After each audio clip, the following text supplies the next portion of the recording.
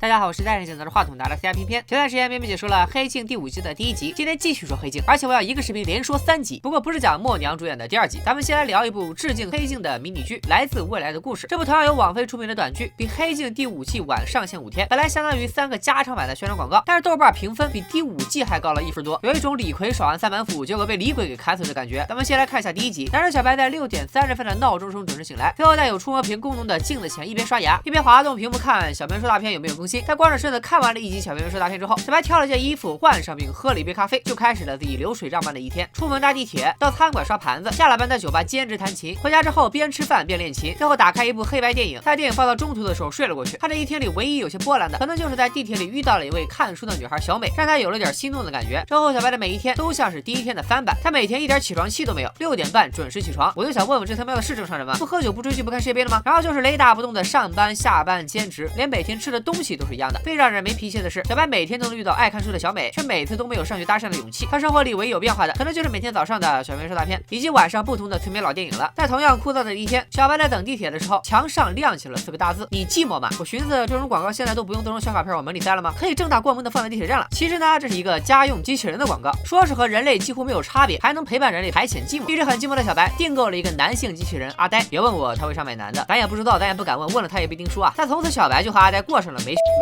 每天都很快乐的同居生活。小白不管走到哪里都带着阿呆，在乘坐地铁的时候，小白拦住阿呆，让他不要越过黄线。这个时候，阿呆后脖颈上跳出了一个人类1%的进度条。原来阿呆有自我学习的功能，和人类接触下就会变得越来越像人类。如果进度条到达100的话，小白就和真的人类没什么两样了。随着阿呆和小白接触的越来越长，进度条慢慢涨到了8%，他变得越来越通人性。比如说每天帮小白关闹钟，帮小白洗盘子，会变着法做饭给小白吃。不过这天在地铁上，阿呆做出了匪夷所思的事情。阿呆的智能识别程序看出小白和小美非常配，于是在小美下车的时候尾随她下车了。小白怕阿呆出事，也只能跟着下车。阿呆跟着小美从他包里掏出书扔到了地上。眼看僚机都这么给力了，小白哪还能无动于衷，赶紧追上去把书还给了小美。第二天早上6点半，闹钟准时响起，但是起来关闹钟的不再是阿呆，而是小美。从此之后，小美代替了阿呆，陪在了小白身边。这回就真的是没羞没臊的幸福生活了。作为一个机器人，阿呆当然不懂，明明是3个人的电影，为啥他就始终不配拥有姓名？那是因为他本来就没有名字，阿呆这个名字是我起的。阿呆也算是尝到了寂寞的滋味，正巧他也看到了那则广告，于是阿呆也订购了一台女机器人，咱们叫她阿珍。阿珍也和阿呆一样能够进化，这回变成了阿呆教阿珍怎么做人。阿呆也很热心的带阿珍去坐地铁，结果阿珍太蠢，直挺挺的走过了黄线。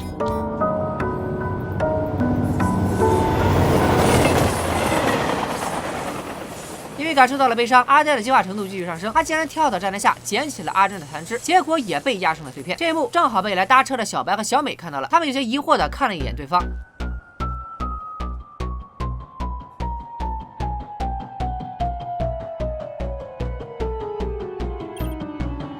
第1集最后的落脚点放在了机器人明白爱和牺牲之后就跟人没什么两样，也讽刺了现在很多年轻人日复一日浑浑噩的状态，就如同机器人一样。最后的翻转让片尾响起了《世界奇妙物语》中的名篇《美女关》。咱们再来看看第2集，男主胡子哥在酒吧喝酒，一眼就相中了人群中最靓的金发妹。金发妹看胡子哥长得也挺俊，一下子就看对眼了。聊到兴头上，两人伸出手去够对方，没想到他们的手从对方身体里穿过去了。当然了，这不是鬼片，他们是用 VR 眼镜在虚拟世界遨游。2个人尝到了甜头，约好晚上继续见面。转眼到了晚上，胡子哥和俩孩子玩得真开心，旁边还坐了个全世界好像都欠了800万的黑人大姐，想必就是胡子哥的老婆。感情胡子哥这是在搞婚外恋啊！好不容易等孩子睡下，胡子哥赶忙上线和金发妹幽会，从此以后那是一发不可收拾。老婆晚晚守空房，老公夜夜当新郎。胡子哥和金发妹感情迅速升温，于是他提出要和金发妹一起使用一种更高级的 VR 技术。这种技术通过给双方植入芯片来达到更逼真的体验，而且不再需要头盔，随时随地就能上线。最重要的是，他们能构筑一个只属于自己的私密空间，想干什么就干什么。和往常一样把孩子哄上床睡觉之后，胡子哥喝下老婆递来的水，上线继续幽会金发妹。就在俩人正亲热的时候，胡子哥突然晕倒了，难道是肾透支身体撑不住了？好一会儿胡子哥醒来，发现身边一个人都没有，于是推开门出去找人。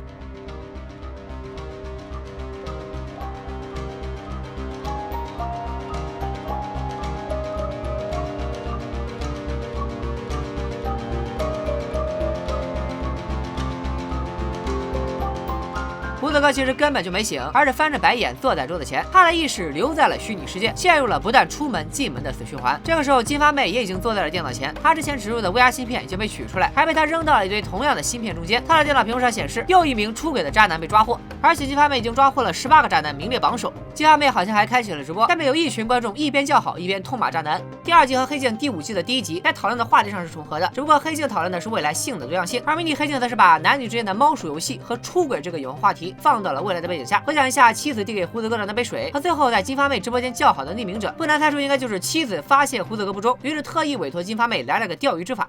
第3集一开始是一则名为迷雾的电子烟广告，它主打的卖点是口味独特，而且可以变换。看了广告的导大姐试用了电子烟，觉得口味的确诱人，于是就购买了。紧接着广告来到了第2弹，说是有缓解焦虑、维护心理健康的作用。每次做报告都怯场的卷毛哥看到广告，也好奇的试用，发现自己果然能够很出色的完成汇报了。但是这款电子烟的神奇之处还不止于此，新广告里面称这款电子烟还有缓解疼痛的作用。跳舞的大波浪膝关节受过伤，时不时就会感受到剧烈疼痛，用过迷雾电子烟之后也好了。然后迷雾还推出了升级版 X， 说是有着改变现实的能力，实际上就是有着置换的效果。有个 DJ 小哥就痴迷于迷雾，觉得边用迷雾边打碟，这歌才有灵魂。短发妹吸了升级版的迷雾，齐泽的老人都变成了弹吉他的文艺青年，两人似乎还要发展出点啥故事来了。但好景不长，迷雾依赖者们纷纷出现了意外，短发妹走在路上却感到了眩晕。卷毛哥虽然不怯场了，但渐渐出现了狂躁症状，随后在办公室就用小拳拳把电脑捶了个稀碎。被认为有问题的他在公司地位一落千丈，再也没资格做报告了。DJ 也是边打碟，血就从鼻孔里喷涌而出。最惨的就是大波浪在跳舞时出现意外，腿断了都不知道疼，还得继续跳，所以下半生都要在轮椅上度过了。最后迷雾公司的产品被查出有质量问题，公司被查封，但对千千万万人造成的伤害已经不可挽回。第3集就有点水准之下了，还是老生常谈的痴迷科技产品的危害问题。乍一看是有点像抵制药物滥用的公益广告，这集其实是和正剧的第2集表达了同一个主题。科技产品就如同毒品一样，会让人上瘾。他们一开始只是单纯的解决用户的潜疼需求，比如口味，最后有了缓解精神压力和肉体疼痛的治疗效果，再到最后可以置换，就完全变成毒品了。这部剧被称为迷你黑镜不是没道理的，它也和黑镜一样聚焦未来，对未来做出合理想象，用来警示现代的人们。在我看来，前2集的创意和翻转是比较不错的，但是说它超过黑镜正剧就有点过了。而且迷你黑镜其实是类似于快手或者抖音的短视频，不管是从体量上还是拍摄手法上，和电视剧都没啥可比性，毕竟是2种东西。而且即使在创意和脑洞上，它也不见得比口碑最差的《黑镜》第5季好多少。不过作为一名短视频从业者，迷你黑镜还是带给了片迷惊喜。它用一种比较新的方式承载起了创意，毕竟我们需要黑镜，但我们不光需要黑镜。